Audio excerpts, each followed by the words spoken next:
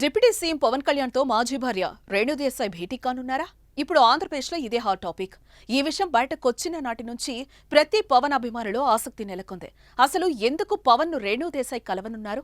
ఇదే ప్రశ్న కూడా అందరిలో మొదలైంది. ప్రస్తుతం Bhagavad Gita foundation for Vedic studies కు చీఫ్ అడ్వైజర్గా రేణుదేశాయ్ కొనసాగుతున్నారు. ఈ సందర్భంగా పర్యావరణం, వన్యప్రాణుల సంక్షేమం, ఆధ్యాత్మిక రంగాలపై వివిధ ప్రముఖులను కలిసి చర్చిస్తున్నారు. తాజాగా ఆమె తెలంగాణ మంత్రి కొండా సురేఖతో హైదరాబాద్లో భేటీ అయ్యారు. ఇవే అంశాలపై చర్చించారు. ప్రపంచంలోనే తొలిసారిగా నెలకొల్పనున్న గీతా యూనివర్సిటీకి సంబంధించిన వివరాలను మంత్రి సురేఖకి వివరించారు. ఇక తమ ఇంటికి అతిథిగా వచ్చిన రేణుదేశాయ్కు ఘనంగా స్వాగతం పలికారు మంత్రి సురేఖ. నూతన వస్త్రాలు, పండ్లు, పసుపు కుంకుమ అందచేసి సత్కరించారు.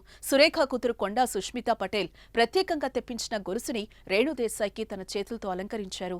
కొండా సురేఖను కలిసినట్టుగానే ఏపీ దేవాదాయ శాఖ మంత్రి ఆనం రామనారాయణ రెడ్డిని వచ్చే వారం కలుస్తారని సమాచారం. ఆనంతో పాటు పర్యావరణం, అటవీ శాఖలకు కూడా మంత్రిగా ఉన్న పవన్ తో కూడా రేణుదేశాయ్ భేటీ కానున్నట్లుగా తెలుస్తోంది. ప్రస్తుతం పిల్లలకు ఆధ్యాత్మికత చాలా అవసరమని, దీని గురించి వివరించి యూనివర్సిటీ ఏర్పాటుపై మంత్రులతో రేణుదేశాయ్ చర్చిస్తారని సమాచారం. అలాగే పవన్ తో పర్యావరణం, వన్యప్రాణుల సంక్షేమం గురించి రేణుదేశాయ్ మాట్లాడనున్నారని టాక్ అయితే వినిపిస్తోంది. పవన్ కళ్యాణ్ రేణుదేశాయ్లను సుమారు తమ 10 సంవత్సరాల అనుబంధాన్ని తెగదెంపులు చేసుకుంటూ డివోర్స్ తీసుకున్నారు. 2012లో పవన్తో విడాకుల తర్వాత పిల్లలతో కలిసి జీవనం సాగిస్తున్నారు రేణుదేశాయ్. పిల్లలు అకిరానందన్, ఆద్యాలు ఎప్పటికప్పుడు తండ్రి పవన్తో కలుస్తున్నా రేణుదేశాయ్ మాత్రం విడాకులు తీసుకున్న రోజు నుంచి దూరంగానే ఉంటున్నారు.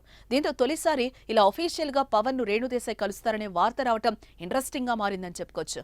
మరి దీనిపై మీరేమంటారో కామెంట్ చేయండి.